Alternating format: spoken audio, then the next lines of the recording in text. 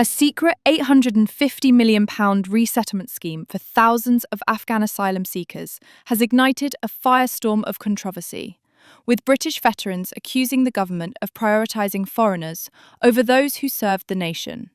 Veterans and their advocates are furious, arguing that the government's focus on Afghan resettlement has left ex-soldiers on the streets. Terry Reid of Boxing for Veterans told GB News, "Our veterans should get first priority. A lot of veterans do feel let down." In Bracknell, a former British Army soldier claimed he was denied emergency housing while 300 Afghans were accommodated in a local hotel. Similarly, in Cornwall, councils reportedly purchased £480,000 homes for Afghan families, while locals, including ex-service members, languished on waiting lists. Reform UK councillor Jamie McIver slammed the government's priorities on GB News, stating, "It's never with the British people. Homeless British veterans are living in horrendous circumstances, yet we're rolling out the red carpet for others." The MOD insists it's committed to veterans, citing measures like removing local connection requirements for social housing and allocating £3.5 million to combat veteran homelessness. However, critics argue these efforts fall short when 20% of MOD properties, meant for serving personnel, have been repurposed for Afghan arrivals. You can't get housing, but basically 300 Afghans can, is that right? Yeah, that's correct. You know, and look, I think it's really important to highlight that there's nothing wrong with us opening our doors to these people. They were under the rule and thumb of the Taliban, and they were being, brutalised under their, horrific acts. But ultimately, we need to prioritise the local residents. I mean, you can see I'm not the definition of a homeless person. Like, I'm not living in a tent. I've still got a family and the support around me that love me and care for me.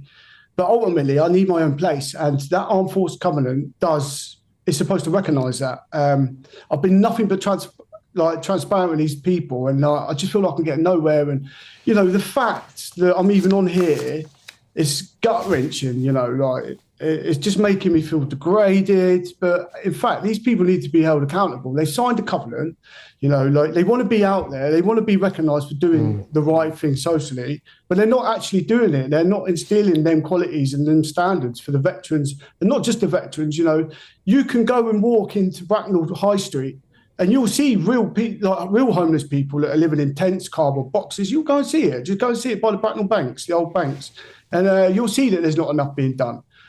You've got to understand that some of these people do need medical intervention with their mental health, and we all go through ups and downs, but it's just been a rough ride.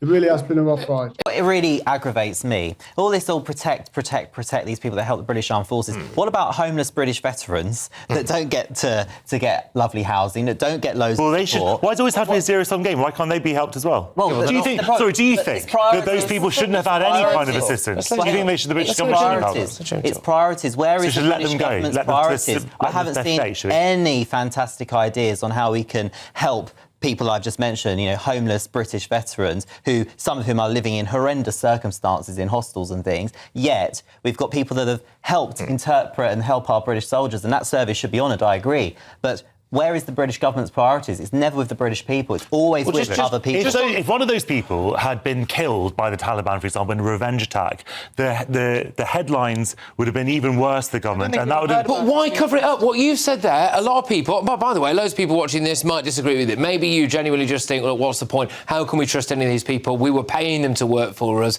They were just doing a job. They might not have been that supportive of the Brits. And also, crucially, no one seemed to fight back against the Taliban, really, did they, when the tanks rolled in? So maybe you think we shouldn't have offered these people anything. But if it is a natural, logical argument to say they helped us, these interpreters, we should bring them over, why cover it up? What are they afraid of? And as to this point, if the government is capable, or governments are capable, of lying about the largest evacuation in modern history, what else are they lying to us about? Well, yeah, that's the issue. Listen, I actually don't think the average British person is thinking these people risk their lives to help the British government in an invasion that many people would disagree with, and therefore we should just leave them out to dry. I actually don't think. I think if you made the case that they have been vetted thoroughly, they helped the British armed forces for years, and they're coming here with their families because they face a significant risk, which was heightened by a stupid email that was sent by a soldier. I think most people would be like, fine. It's the cover-up that is the issue, and it's the fact that they know what they're doing is going to anger the British public. And then this is why it boils down to why do we have our politicians saying, oh, you can't vote for this party, you can't vote for them because they're all incompetents.